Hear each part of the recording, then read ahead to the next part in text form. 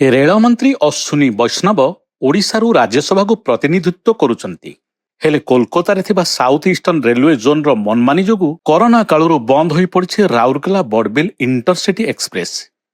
6 ବର୍ଷ ହେଲା ଗଡ଼ୁନି ଏହି ଇଣ୍ଟରସିଟିର ଚକ। ଠପ୍ ପଡ଼ିଛି କେନ୍ଦୁଝର ଏବଂ ସୁନ୍ଦରଗଡ଼ର ଲାଇଫ୍ ଲାଇନ୍। 2012 ଜୁଲାଇ 5 ତାରିଖରେ ବଡ଼ ଆଶା ନେଇ ଆରମ୍ଭ ହୋଇଥିଲା ରାଉରକେଲା ବଡ଼ବିଲ ଇଣ୍ଟରସିଟି ଏକ୍ସପ୍ରେସର ଟ୍ରେନ୍ ସେବା। ଏହି ଇଣ୍ଟରସିଟି ଉପରେ ପ୍ରତିଦିନ ହଜାର ହଜାର ଯାତ୍ରୀ ନିର୍ଭର କରୁଥିଲେ।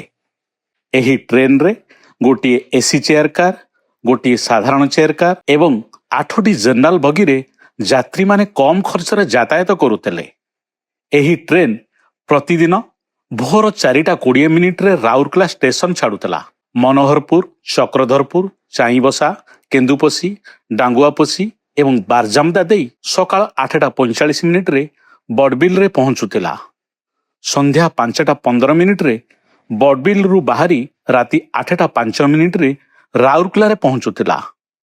ରାଉରକେଲାର ଛୋଟ ବ୍ୟବସାୟୀ, ଚାଷୀ, ଶ୍ରମିକ ଏବଂ ସାଧାରଣ ଲୋକଙ୍କ ପାଇଁ ଏହା କେବଳ ଏକ ଟ୍ରେନ୍ ନଥିଲା, ଏହା ଥିଲା ସେମାନଙ୍କର ଜୀବିକାର ମାଧ୍ୟମ। ସକାଳେ କେନ୍ଦୁଝର ଜିଲ୍ଲାରେ କାମ ସାରି ଲୋକମାନେ ରାତି ସୁଦ୍ଧା ନିଜ ଘରକୁ ଫେରି ଆସୁଥିଲେ। ହେଲେ କରୋନା ମହାମାରୀ ସମୟରେ ଯେଉଁ କଟକଣା ଲାଗିଲା ତାକୁ ହଟାଇବାକୁ ରେଳ କର୍ତ୍ତୃପକ୍ଷ ବୋଧହୁଏ ପୁରା ଭୁଲି ଯାଇଛନ୍ତି। କୋଲକାତା ଜୋନ୍ର ଏଭଳି ମନମାନି ଉପରେ ଆପଣମାନଙ୍କର ମତାମତ କ'ଣ? କମେଣ୍ଟ କରି ନିଶ୍ଚୟ ଜଣାନ୍ତୁ। ଭିଡ଼ିଓଟିକୁ ସେୟାର କରନ୍ତୁ, ଯେମିତି ଏହା ରେଳ ମନ୍ତ୍ରଣାଳୟ ପାଖରେ ପହଞ୍ଚିବ ଆଉ ଓଡ଼ିଶାରୁ ପ୍ରତିନିଧିତ୍ୱ କରୁଥିବା ଶ୍ରୀଯୁକ୍ତ ଅଶ୍ୱିନୀ ବୈଷ୍ଣବ ଏହା ଉପରେ ଦୃଢ଼ ପଦକ୍ଷେପ ନେବେ।